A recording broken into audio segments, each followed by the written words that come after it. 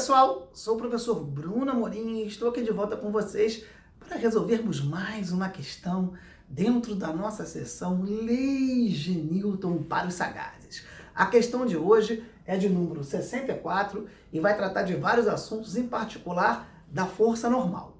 Vamos prestar então atenção no enunciado da questão? Questão 64. Na representação abaixo, qual é a força normal entre o corpo B e o solo? Dados: MA 10 kg, MB 20 kg, cosseno de alfa 0,6, seno de alfa 0,8. Como vocês podem ver, eu reproduzi aqui a figura que está na questão. Nós temos dois blocos A e B. O B é apoiado numa superfície horizontal, o bloco A está apoiado no bloco B. Vai ser aplicada uma força T, que faz um ângulo alfa horizontal no bloco A. O valor dessa força tem módulo 50 newtons. A massa do bloco A é de 10 kg, a massa do bloco B é de 20 kg. E eu dou as informações sobre o cosseno e o seno do ângulo. O cosseno do ângulo alfa é 0,6 e o seno do ângulo alfa é 0,8. Bom, a pergunta que será feita é qual a força normal que a superfície horizontal aplica sobre o corpo B.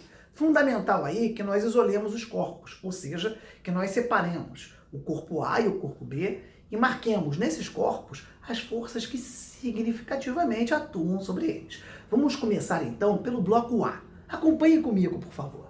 O nosso bloco A, nós temos a força normal que B aplica em A, vertical para cima, peso de A, vertical para baixo, e justamente essa força T, que terá como componentes Tx e Ty.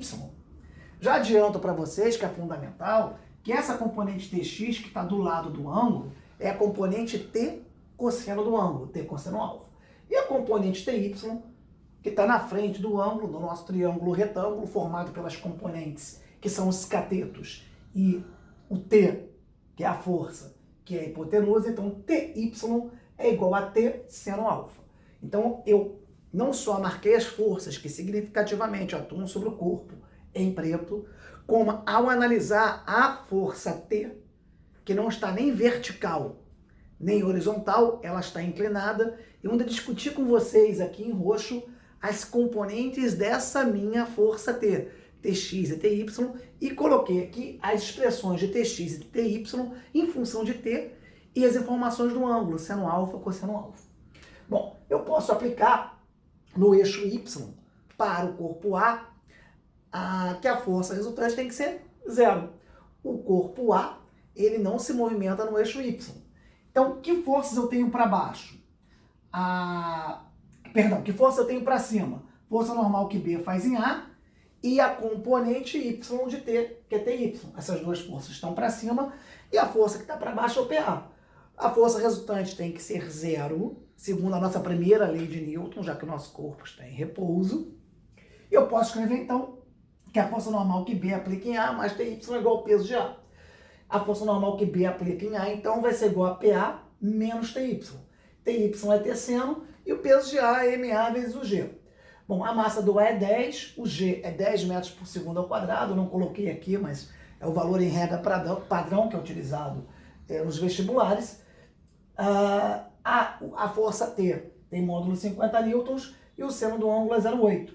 10 vezes 10, 100, 50 vezes 0,8, 40, 100 menos 40, 60 newtons. Então eu fui capaz de descobrir a força normal que o bloco B troca com o bloco A. Vamos agora então progredir na questão colocando as forças que significativamente atuam no nosso corpo B. Ora, se B aplica uma força em A vertical para cima, ação e reação, terceira lei de Newton. A aplica uma força em B, só que agora no sentido oposto, vertical para baixo. Bom, tá aqui. Força normal que A aplica em B. Então a força normal que B aplica em A e a força normal que A aplica em B fazem parte do nosso famoso par ação e reação. Mesmo módulo, mesma direção e sentidos opostos. Além disso, nós temos o peso de B, que a Terra exerce sobre o nosso corpo B, vertical para baixo. E o corpo B não afunda porque a superfície horizontal aplica uma força para cima, também que nós vamos chamar de normal, mas normal em B, vertical para cima. Como o bloco B também está em repouso, eu posso dizer que a força normal que a superfície horizontal aplica em B tem que ser igual às duas forças que estão direcionadas em B verticais para baixo. A força normal de A em B mais o peso de B. Ora, como eu já falei da terceira lei de Newton, ação e reação, a força normal que A aplica em B em módulo é igual à força normal que B aplica em A. Então, seu valor é de 60 newtons. Peso de B, massa de B vezes a gravidade. O G é 10 metros por segundo ao quadrado, a massa de B é 20. Vou fazer aqui, então, 20 vezes 10, 20 vezes 10, 200, com 60, 260 newtons é a força normal que a superfície horizontal aplica sobre o corpo B, que é exatamente o que a questão pergunta. Mais uma pequena atenção de vocês.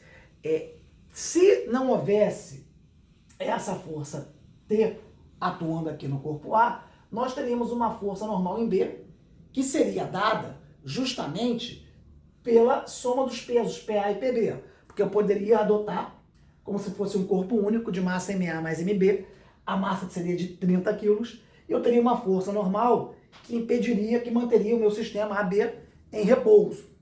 Então essa força normal seria de 300 newtons. Mas nós podemos ver aqui que a força normal é de 260 newtons. Por que isso acontece? Porque eu tenho aqui uma força T que atua em A, que de certa forma alivia a pressão que o A faz em cima de B.